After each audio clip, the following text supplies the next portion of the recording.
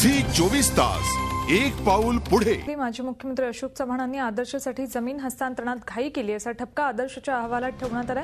मात्र त्याचवेळी इतर गंभीर आरोपांमधून त्यांची सुटका करण्यात आली।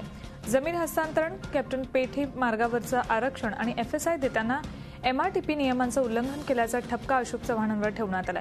मात्र इतर गंभीर आरोपांमधून त्यांची सुटका करण्यात आली। माजी मुख्यमंत्र्यांनी आदर्शला जमीन देताना घाई केल्याचे ताशेरे या अहवालात ओढण्यात आले।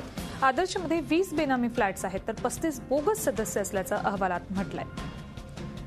आपल्यासोबत आमचे प्रतिनिधी अजित मांढरे आहेत, त्यांच्याकडून या संदर्भातली अधिक माहिती घेऊयात। अजित, खूप मोठमोठ्या आणि गंभीर आरोपांमधून सुटका करण्यात आलेली आहे अशोक चव्हाण यांची। कुठले ते आरोप आहेत त्याबद्दल काही माहिती मिळतेय? या संपूर्ण प्रकरणामध्ये अशोक चव्हाणांची जी भूमिका होती, सीबीआयने त्यांच्यावरती फसवणुकीचा आणि आपल्या अधिकारांचा गैरवापर करून अनेकांना लाभ मिळवून दिला असे त्यांचे आरोप जे ठेवण्यात आले होते त्यातून त्यांना मुक्त करण्यात आलेलं आहे। विशेष म्हणजे त्यांच्यावरती असे आरोप करण्यात आले होते की त्यांनी मुख्यमंत्री या पदाचा गैरवापर करून जमीन हस्तांतरण केली, कॅप्टन प्रकाश पेठे मार्गाचं आरक्षण हटवलं, त्याचबरोबर संबंधित त्यांचे जे नातेवाईक आहेत त्यांना फ्लॅट मिळवून दिले, त्यांना आर्थिक पुरवठा केला।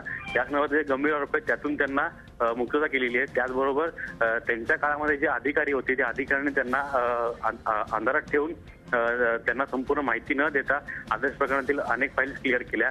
त्यामुळे थोडासा दिलासा अशोक चव्हाणांना आपण म्हणू शकतो या संपूर्ण प्रकरणातून मिळालेला आहे। पण हा जो रिपोर्ट तयार केला गेलेला आहे आदर्श कमिशन आयोगाने अंतिम अहवाल जो तयार केलेला आहे त्यामध्ये अतिशय बॅलन्स अशा पद्धतीने हा रिपोर्ट तयार केला गेला आहे की एकंदरीत अजित, हीच सध्याची महत्त्वाची बातमी आहे की अशोक चव्हाणांवर आदर्शच्या अहवालात ठपका जरी ठेवण्यात आला असला तरी गंभीर आरोपांमधून मात्र त्यांची सुटका करण्यात आलेली आहे। त्यांच्यासाठी निश्चित ही दिलासादायक बाब अशीच म्हणावी लागेल। धन्यवाद या संपूर्ण माहितीबद्दल।